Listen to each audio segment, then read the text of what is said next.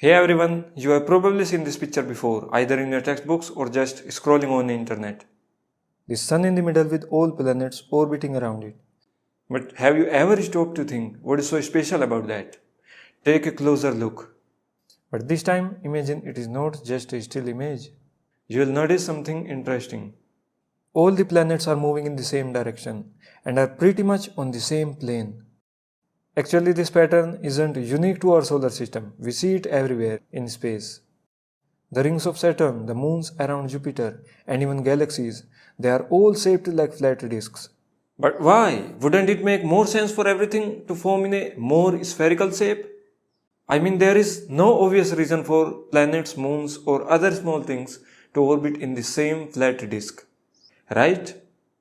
Or is there? Let us find out. First off, the only force that really makes sense on such a large scale is none other than gravity. And you may already know many things about it. Like it is an attractive force and it gets weaker as the distance increases. Or if you are into Einstein's theory, Gravity is more like the curvature of space-time than an actual force. either way, one key thing about gravity is that it always acts center to center. For a few masses arranged together, the mutual gravitational interaction between them is along a line that connects their respective centers. But how does that tie into the way planets move? Well, it is one of the big reasons why planets go around the sun and keep going and spins on their axis. You ever thought of two still masses? How would they behave under gravity? They would simply pull towards each other until they collide, boom, and that's it. No orbiting. But wait, we see planets orbiting stars all the time. What gives? That's because planets aren't just sitting still, they are moving. And that movement, tangentially, technically provides an outward force that balances the sun's gravitational pull. It's like a tug of war where both sides are perfectly matched, which is how solar systems, galaxies, and similar systems stay intact. But there is more to this story. Gravity, since it's pulling from center to center, cannot create a twist or a torque on a two-particle system.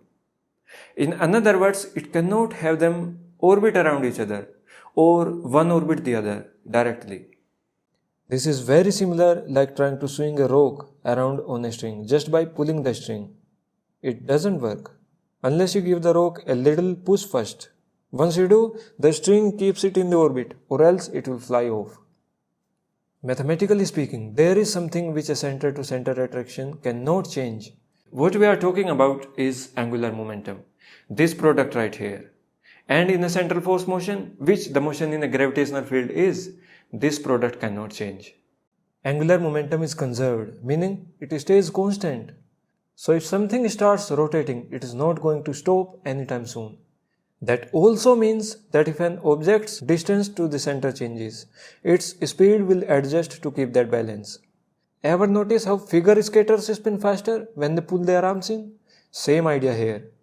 Now, when we say angular momentum is fixed, it is fixed in direction as well.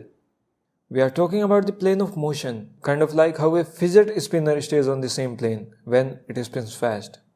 Try tilting it and it resists. That is angular momentum in action. Alright, so we have established that once that motion is set, it is not going to fade anytime soon. But how did those planets and moons ended up rotating in those disks in the first place? Well, when the Earth started forming, our solar system did not look anything like the pictures we see today. Instead, it existed as a actually a huge cloud of gas and dust, the solar nebula.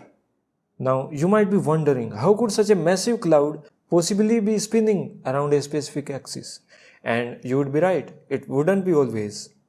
But here is the thing, even if the whole system was not rotating much, smaller parts of it, like the part that became our solar system, likely had some amount of spin or angular momentum. How do we know this? Well, we see it today. Our solar system is still rotating, so it must have had some spin to begin with. Actually, the cloud that became our solar system eventually was just a tiny part of a much bigger molecular cloud. So when the shock wave hit, its different parts started collapsing, each forming its own solar system like ours.